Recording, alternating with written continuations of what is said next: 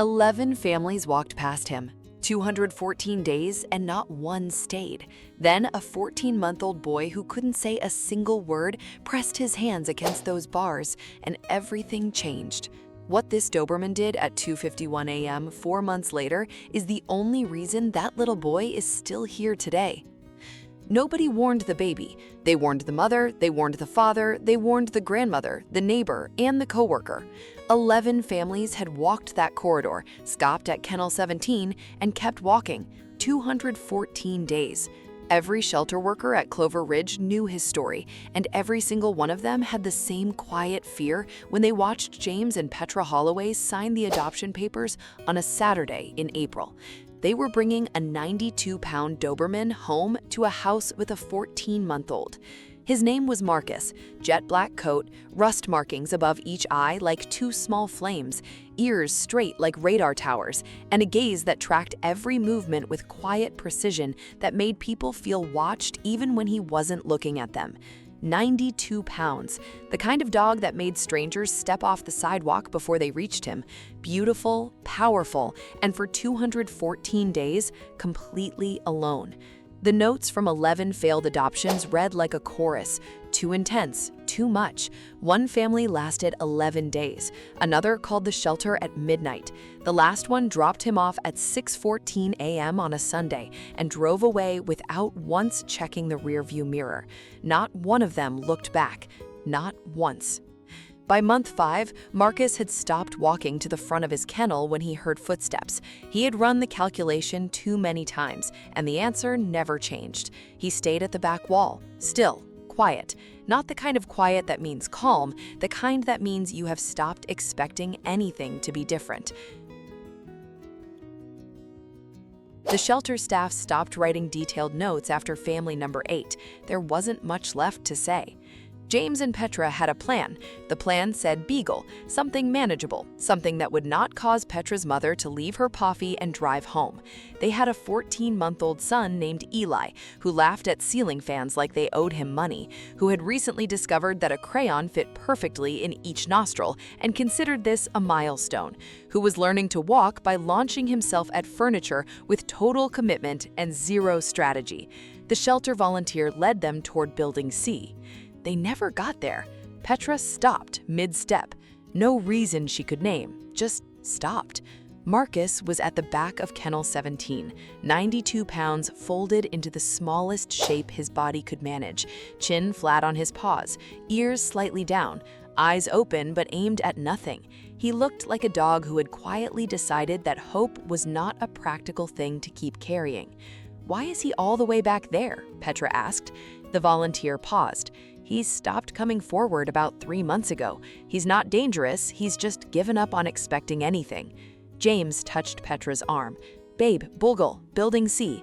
But Eli, 14 months old, 22 pounds, entirely without fear, had already pressed both palms flat against the kennel bars. Marcus lifted his head. Just his head. Just enough. A 14-month-old and a 92-pound Doberman looked at each other through 2 inches of steel for 4 full seconds. Then Eli laughed, the kind that starts somewhere deep and takes over everything, and Marcus stood up. The shelter volunteer later told a coworker she had never seen him do that, not once, not for anyone. Petra's mother called it reckless, her exact words, delivered at 7:42 p.m. on the Tuesday after the adoption. "You brought a loaded weapon into the same house as my grandson." James's coworker gave it a month. The neighbor across the street stopped waving when Marcus appeared in the yard. 214 days of rejection, and now a whole neighborhood waiting for the story they had already written in their heads. But none of them were inside the house at 6:08 every morning. That was when Marcus walked to Eli's room. Not inside, just the doorway. 11 seconds of stillness, just listening, then back to his position at the end of the hallway. Checked. Safe. Back to post.